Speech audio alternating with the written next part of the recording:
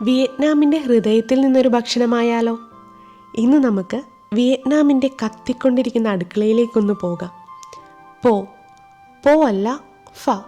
പലരും പോ ഫു എന്നൊക്കെ പറയാറുണ്ടെങ്കിലും ശരിയായ ഉച്ചാരണം ഫ എന്നാണ്. അതുകൊണ്ട് തന്നെ ഈ ചൂടൻ ബൗളിനെ നമുക്ക് ഫ എന്ന് വിളിക്കാം. ഇതൊരു ലളിതമായ നൂഡിൽ സൂപ്പാണെന്ന് തോന്നാമെങ്കിലും അതിൻ്റെ പിറകിലുള്ള കഥയും തയ്യാറാക്കലും അത്ര ലളിതമല്ല. മണിക്കൂറോളമുള്ള കാത്തിരിപ്പിൻ്റെ ഫലമാണ് അതിൻ്റെ വളരെ കംഫർട്ടിംഗ് അരോമയുള്ള ഈ broth. The real soul of pho. മനസ്സിലായില്ല അല്ലേ? വിശദമാക്കാം. ബീഫിൻ്റെയോ ചിക്കൻ്റെയോ ബോണും പലതരം സ്പൈസസും 6 മുതൽ 12 മണിക്കൂറോളം തീയിൽ വേവിച്ചാണ് ഈ ബ്രോത്ത് ഉണ്ടാക്കുന്നത്. ഇപ്പോൾ കാര്യം പിടികിട്ടിയില്ലേ? തീർന്നിട്ടില്ല. ഇനിയും ഒരു കൂട്ടം ആൾക്കാർ ഒളിച്ചിരിപ്പുണ്ട്. Rice noodles, shredded meats, meat balls, basil leaves, bean sprouts, അങ്ങനെ കിടക്കുന്നു ബാക്കി കഥാപാത്രങ്ങൾ വേറെ.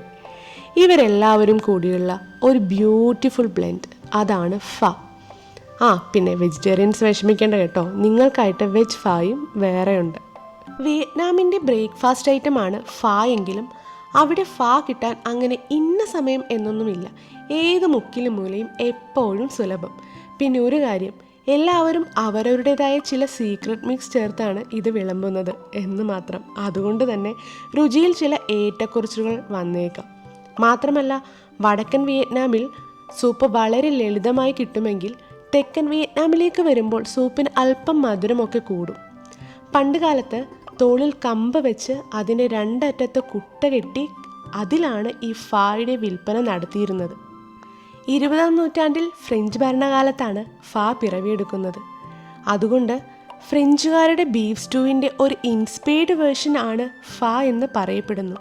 എന്നാൽ ചൈനീസ് വിഭാഗത്തിൻ്റെ ഫ്ലാറ്റ് റൈസ് നൂഡിൽസിൽ നിന്നുമാണ് ഫ ഉണ്ടായതെന്ന് മറ്റൊരു അവകാശവാദവും കൂടിയുണ്ട്.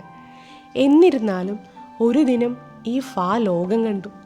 എങ്ങനെയാണെന്നോ, അന്ന് അമേരിക്കൻ പ്രസിഡൻ്റായിരുന്ന ഒബാമയും ഫുഡ് ലെജൻഡായ ബോർഡെയിനും ചേർന്ന് ഹനോയിലെ സന്ദർശനത്തിനിടയിൽ ഫ ഒന്ന് രുചിച്ചു.